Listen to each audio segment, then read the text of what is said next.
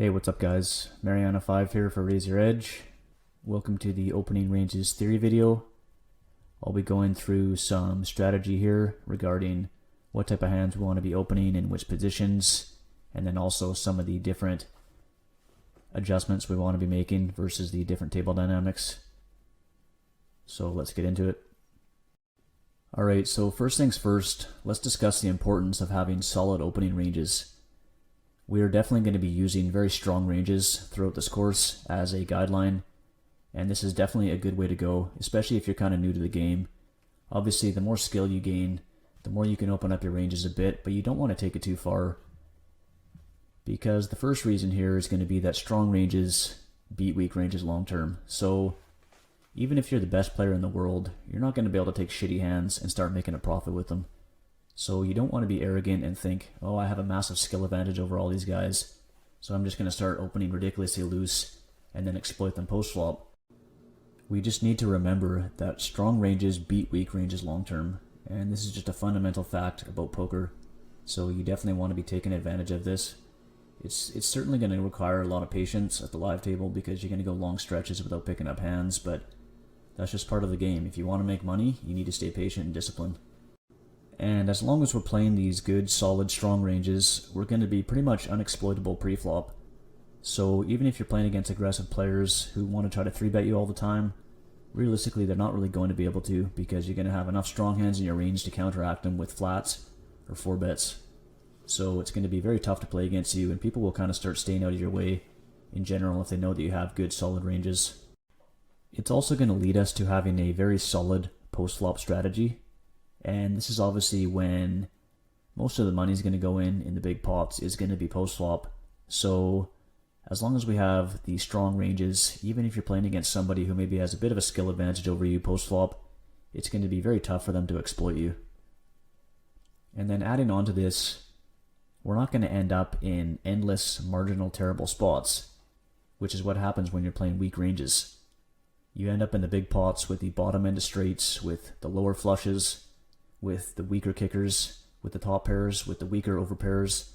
So you need to be very careful, and we can basically just avoid all this by playing solid. And then lastly, it's going to allow us to know our ranges in all positions, and this is going to be a very powerful tool both pre-flop and post-flop. So for example, pre-flop, let's say you open from middle position and you have a good understanding of what your range looks like in that position. Somebody comes in and 3-bets you. Now in this spot, we can understand how high up in our range are we with our specific hand. So maybe we want to start flatting this hand or folding it or 3-betting it, but it's going to be very easy to review and kind of compartmentalize the different actions we want to take with the different type of hands we have within our range. And then if you go to post-flop, it's going to be a huge advantage as well, because you're going to know how your range interacts with the different board textures from the different positions. It's going to lead to a very powerful and simplified strategy overall, and it's going to make us very tough to play against overall, because we're going to have very well protected ranges in all spots. We're going to have a good understanding of which parts of our ranges we want to be doing the different actions with, especially if we spend a lot of time reviewing hands and studying off the table and seeing how our hands interact with the different boards. It's just going to make us a very, very solid player overall, and you're going to feel comfortable in a lot of the spots because, for example, you get to the river in a spot facing a lot of aggression, you're going to know that you have enough strong hands in your range starting from pre-flop that you're not going to get exploited, because you're going to have enough hands to call down with, you're going to have enough hands to be able to fold comfortably, maybe some hands to raise, but it just makes things much easier overall. Okay, so now that we've had a look at some of the important reasons behind having solid opening ranges, let's dive a little bit deeper into our overall game plan with our opening theory. So we're going to be playing a fairly tight aggressive style as a general rule. This is definitely going to be a very profitable style in these games, and in most poker games, in fact, it's the way you want to go. You want to be coming in for a raise very often, and then you get the initiative in the hand and you can put a lot of pressure on players, and it's also going to keep our ranges uncapped. So if you're limping a ton, people are going to start to understand that you have quite a lot of weak hands in your range, so you actually become fairly easy to play against. We're going to be raising with tighter ranges in early position and then looser ranges in later position. I'm sure most of you guys know this by now. It makes intuitive sense, obviously, too, that when you're in early position, you need stronger hands because you have to get through a bunch of different hands. There's a bunch of players behind you. Whereas when you're in later position, oftentimes you just have to get through the blinds, so we can often raise very wide. We are going to be raising first almost always. So I just talked about this. There's going to be some exceptions from up front, which I will talk about in future slides. But as a general rule, you want to keep this in mind when you're coming into a pot. If you're thinking maybe I should limp here, maybe I should raise, it's almost always better just to take the aggressive action. Every time that we come into a pot for a raise, we want to be identifying the different player types. We want to know what positions they're in relative to our position, and then we also want to have a general idea of people's stack sizes. So I'll be getting more into this in the coming slides, but it's a habit that you definitely want to build so that it becomes almost internalized that every time you're going for a raise, you just have a quick scan, and it's going to give you an idea of what type of ranges you want to be using and the type of adjustments you want to be using. So it's a very important habit to have. Another very important point is that we don't want to be forcing action in these games. This is also a skill that you're going to have to develop, and it relates to being patient and having discipline, because I've talked about this before where it's going to be tough sometimes. You're going to go long stretches without picking up playable hands, but this doesn't mean that we start raising trash and going outside of our ranges, because realistically you're just going to be punting off money when you do that. So the better you can get at kind of controlling your emotions and really sticking to solid ranges, the more money you're going to make at the tables. Flexibility. So this is a very important concept in regards to our opening ranges.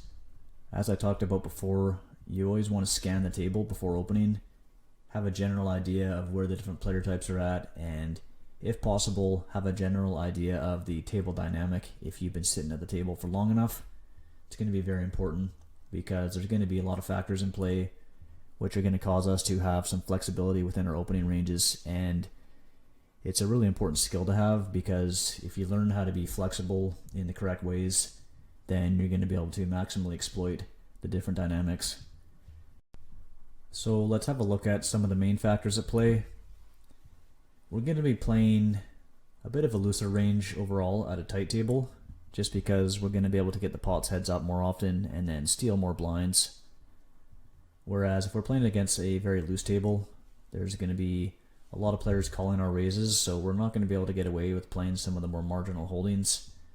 Especially when we're in early and middle position, you don't want to be playing hands that don't play too well multi-way. You just want to stick to very strong ranges. So we definitely want to tighten up a bit. And even though you might feel like you're not playing enough hands, it's not really going to be a problem, because people are going to be playing very poorly post-flop, and they're going to be playing ranges that are way too wide, so you can certainly just crush them long term. From early position, we might have something, say, between 3 to 5% variability within our range. So what I mean by this is that, let's say at a tight table, you're opening something like 15 to 17% of your range from under the gun. Whereas, let's say at a loose table, you're going to tighten that up down to something like maybe 10 to 12%.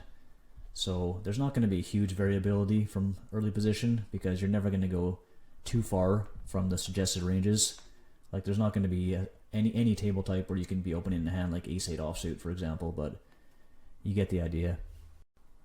And then from later positions, there's going to be huge variability within our opening ranges. I put here somewhere between, say, 30 to 50%, but it's often going to be even higher. So if we take an example of maybe we're on the button and we're playing against two complete maniacs in the blinds who have been 3-betting us a ton and then defending it a ton and making a bunch of moves post-flop. So in that case, maybe we're going to be tightening up and only raising something like 35 to 40% of our range on the button. Whereas if you take a different table dynamic where maybe there's a couple really tight guys in the blinds and you're on the button, in that case you could probably open any two in some spots. So all of a sudden our opening range jumps from, say, 35 to 40% all the way up to like 90 to 100%. Exploitative approach, targeting the Rex. So just to expand on the idea of flexibility, this is really what it's all about in these games, is to find the fish, know where they're sitting, and really just try to exploit them to the maximum with the different raise sizings and trying to exploit them based on different positions. Some of the questions we want to ask before we open: where are the weak players? So going back to the table scan, we want to know where these guys are. Have they limped in? Obviously, it's going to be more profitable for us to play pots when we're in position with them, so we always want to keep that in mind. Next, we always want to be thinking who's in the blinds. Again, if you see some weak players in the blinds, you certainly want to open up your range a little bit if possible, because they're going to be defending the blinds way too often, and if we can play pots in position with them, it's going to be a very profitable spot. And then we also want to know who's in late position, of course, because they're going to be in position the entire hand, so we always want to be thinking about that. When there are tighter players behind us, we're going to want to loosen up our range. Of course, this makes intuitive sense because you're going to be getting flat called less often and you're going to be playing more pots in position. Whereas if you're playing against a bunch of looser players or weaker players behind you who are flatting way too often, then it's going to be a better idea to tighten up our range a little bit. If there are weak players in the blinds, as I talked about before, we definitely want to loosen up our range as long as there's not a bunch of maniacs behind us. If we feel like we can get the pot heads up with the players in the blinds, then we certainly want to do so. As far as the different stack sizes, we definitely want to tighten up when we're playing against, or either we have a smaller stack size. So we want to be trying to play hands that can flop strong one pair type hands where we can just get the money in on the flop or the turn. So good examples would be king queen offsuit, ace jack suited, pocket tens, not hands like 6-7 suited, pocket fours, because the problem with those type of hands is that, especially when it's multi-way, oftentimes you're going to flop second or third pair and then you're going to feel committed because somebody's so low stack or because you're so low stack, and you're going to get in a lot of dicey spots. Whereas if you're playing with bigger effective stacks, you're going to want to start including hands that can make strong 5-card hands. So hands like ace-5 suited, where we can make the nut flush, pocket fours, where obviously there's a ton of value in hitting sets, and then a hand like 6-7 suited, very powerful as well, can make straights and flushes. And then lastly, as I touched on briefly earlier, we want to make sure to avoid marginal spots and ego plays versus the regulars. I know it's very tempting in-game, especially, for example, maybe you've been running bad and you just feel like you're getting exploited a ton by the regulars. They're flatting you a ton in position, they're defending their blinds and then playing aggressively post-flop, or maybe they're 3-betting you a ton. So it's very tempting to try to get into these battles with them, but the fact is, you're not going to make a ton of money doing this, and it's much more important to focus on the weaker players, at least to start. There's obviously ways to counteract these regulars, which we'll be talking about in future videos, but really just stay away from it in general. It takes up a ton of mental energy as well, and it's also going to increase your variance. Okay, now moving along to sizings. This is also a very important concept that you definitely want to make sure you drill, so that you're getting very comfortable with what sizes to use, because it's going to actually affect the way the hands play quite a lot, and it's going to have an impact on our win rate. So for starters, we can open anywhere between, say, 3 to 5 big blinds as a standard sizing. We want to be adjusting to the different table sizes, however, so when you sit down, you want to pay close attention to how big people are raising and how people are reacting, because there's going to be some tables where people are opening to 6 or 7x and there's still a ton of calls, so of course we're going to have to adjust to that. And then obviously on the flip side, some tables people are opening to 3x and there's still a bunch of folds, so just be aware of this and be ready to adjust yourself. We want to be using bigger sizes in early position in general, because we're going to be playing a much tighter range, so we can raise a little bit bigger with this tighter range. There's also more players to act behind us, so in general I would probably go something like 4 to 5x from under the gun as a standard. And then in later position we can definitely go smaller, because there's less players to get through and we're going to be playing a much wider range. We're going to give ourselves a better price on our bluff to steal the blinds, so we can often just use a 3x sizing from the later positions. We also want to be using exploitative sizings when possible, so again, always scanning the table, looking for the weakest players.